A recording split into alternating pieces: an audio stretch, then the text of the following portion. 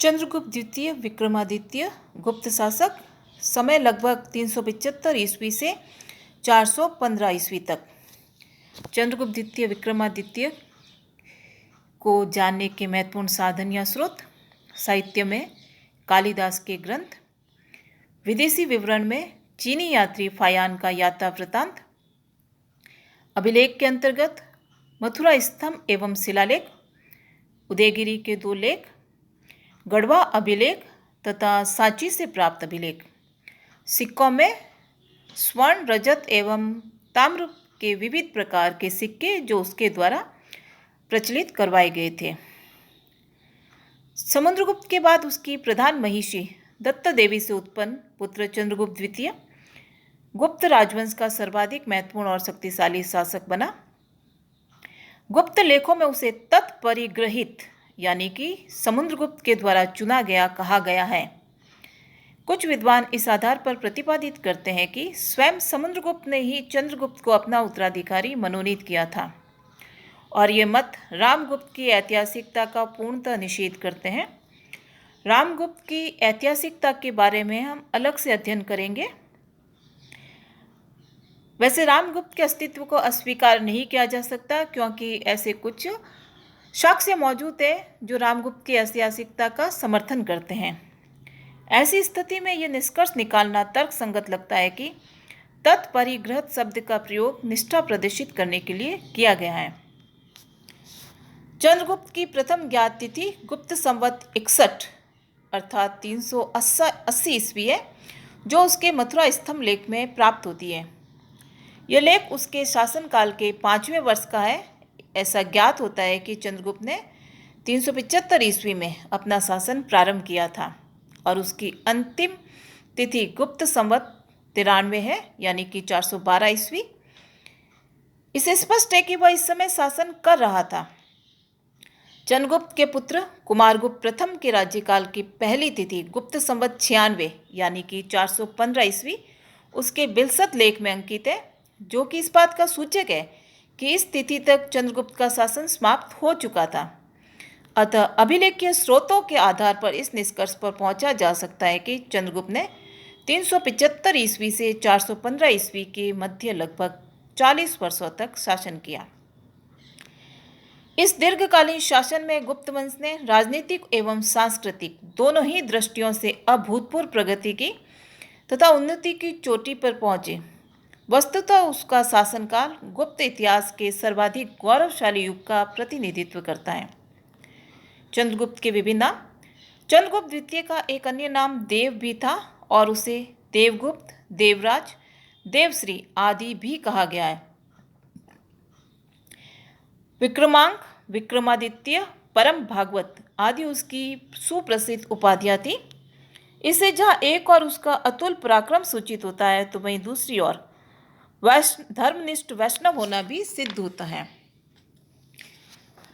चंद्रगुप्त द्वितीय विक्रमादित्य के प्रमुख वैवाहिक संबंध। गुप्तों की वैदेशिक नीति में वैवाहिक संबंधों का महत्वपूर्ण स्थान रहा है। चंद्रगुप्त द्वितीय ने भी लिच्छवी राजकन्या कुमार देवी से विवाह कर सार्वभौम पद प्राप्त किया था। समुद्रगुप्त ने भी शक कुषाणों से कन्याओं का उपहार पाया था। अतः चंद्रगुप्त द्वितीय ने भी, जो अपने पिता के समान ही एक कूटनीतिज्ञ और दूरदर्शी सम्राट था, सर्वप्रथम वैवाहिक संबंधों के द्वारा अपनी आंतरिक स्थिति को सुदृढ़ किया। इस उद्देश्य से उसने अपने समय के 3 प्रमुख राजवंशों के साथ वैवाहिक संबंध स्थापित किए, जो इस प्रकार थे। पहला, नागवंश। नाग लोग प्राचीन भारत के प्रमुख राजवंशों में से। प्रयाग प्रशस्ति में कई नाग राजवंशों का उल्लेख हुआ है, जो मथुरा, अय क्षेत्र, पद्मावती में शासन करते थे। यद्यपि समुद्रगुप्त ने कई नाग राजाओं को जीता था, किंतु अभी भी उनकी स्थिति काफी मजबूत थी।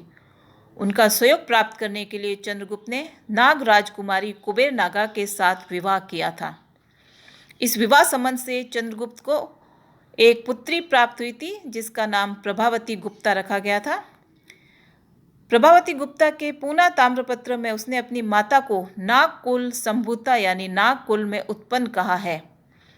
नागवंश में वैवाहिक संबंध स्थापित कर चंद्रगुप्त ने उनका समर्थन प्राप्त कर लिया तथा यह गुप्तों की नव स्थापित चक्रवर्ती स्थिति के दृढ़ीकरण में बड़ा ही उपयोगी सिद्ध हुआ। दूसरा, वाकाटक वंश। वाकाटक लोग आधुनिक महाराष्ट्र प्रांत में शासन करते थे। उनकी गणना उस समय दक्षिण की प्रतिष्ठित शक्तियों में की जाती थी। चूंकि चंद्रगुप्त गुजरात और काठियावाड़ के शक राज्य की विजय करना चाह रहा था और इस कार्य के लिए उसे वाकाटकों का सहयोग आवश्यक था। इतिहासकार स्मिथ के अनुसार वाकाटक महाराज एक ऐसी महत्वपूर्ण भौगोलिक स्थिति में थे कि वह उत्तर भारत से शकों के गुजरात तथा सौराष्ट्र के राज्य पर आक्रमण करने वाले किसी भी शासक को बहुत बड़ा लाभ अथवा हानि पहुंचा सकते थे। अतः वाकाटकों का सहयोग प्राप्त करने के लिए चंद्रगुप्त ने अपनी पुत्री प्रभावती गुप्ता का विवाह वाकाटक शासक रुद्रसेन द्वितीय के साथ कर दिया। इस विवाह के कुछ ही समय बाद रुद्रसेन की मृत्यु हो गई और प्रभावती गुप्ता वाकाटक राज्य की संरक्षिका बनी, क्योंकि उसके दोनों पुत्र दिवाकर सेन और दामोदर सेन अवयस्क थे। उसके समय में वाकाटक पूरी तरह से चंद्रगुप्त के प्रभाव में आ गया और उसी के शासनकाल में चंद्रगुप्त ने गुजरात और काठियावाड़ के शक राज्य की विजय की तथा विधवा रानी ने अपने पिता को हर संभव सहायता प्रदान की। वाकाटकों तथा गुप्तों की सम्मिलित शक्ति ने शकों का उन्मूलन कर दिया। तीसरा, कदंब वंश। कदंब राजवंश के लोग कुंतल, जो कि कर्नाटक में स्थित था, में शासन करते थे। तालगुंड अभिलेख के अनुसार इस वंश के शासक काकुत्स्य वर्मन ने अपनी एक पुत्री का विवाह किसी गुप्त राजकुमार से किया था। वह चंद्रगुप्त द्वितीय का समकालीन राजा था।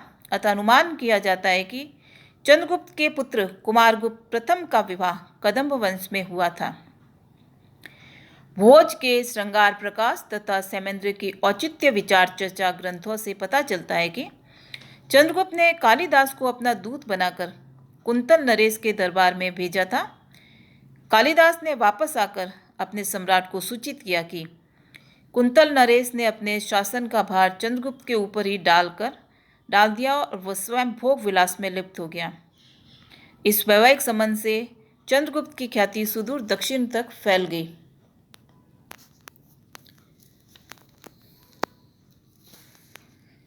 प्रमुख विजय। वैवाहिक संबंधों द्वारा अपनी शक्ति को सुदृढ़ कर लेने के बाद चंद्रगुप्त ने अपना विजय अभियान प्रारंभ किया, जिसका मुख्य उद्देश्य था संपूर्ण पृथ्वी को जीतना। इसी को उदयगिरी गुहालेख में कृतस्न पृथ्वी जय कहा गया है। वह अपने पिता के समान ही कुशल योद्धा था। अपनी विजय की प्रक्रिया में उसने पश्चिमी भारत के शकों की शक्ति का उन्मूलन किया। शक उन दिनों गुजरात और काठियावाड़ में शासन करते थे। हालांकि उन्होंने समुद्रगुप्त की अधीनता स्वीकार की थी, किंतु उनका उन्मूलन नहीं किया जा सका था और वे अब भी काफ़ी शक्तिशाली थे। रामगुप्त के समय में भी शकों ने गुप्त साम्राज्य के लिए संकट खड़ा किया था और चंद्रगुप्त ने उनके शासक की हत्या कर अपने साम्राज्य की रक्षा की थी। राजा होने के बाद चंद्रगुप्त ने उन्हें पूर्णतया उन्मूलित करने के लिए एक व्यापक सैनिक अभियान प्रारंभ किया। पूर्वी मालवा क्षेत्र से चंद्रगुप्त द्वितीय के 3 अभिलेख मिलते हैं, जिनसे परोक्ष रूप से शक विजय की सूचना प्राप्त होती है।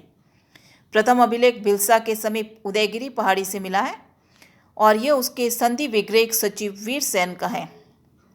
इससे ज्ञात होता है कि वह संपूर्ण पृथ्वी को जीतने की इच्छा से राजा के साथ इस स्थान पर आया था। दूसरा अभिलेख भी उदयगिरी से ही मिलता है और यह उसके सामंत सनकानिक महाराज का है। तीसरा सांची का लेख है, जिसमें उसके अम्रकादव नामक सैनिक पदाधिकारी का उल्लेख हुआ है, जो सैकड़ों युद्धों का विजेता था।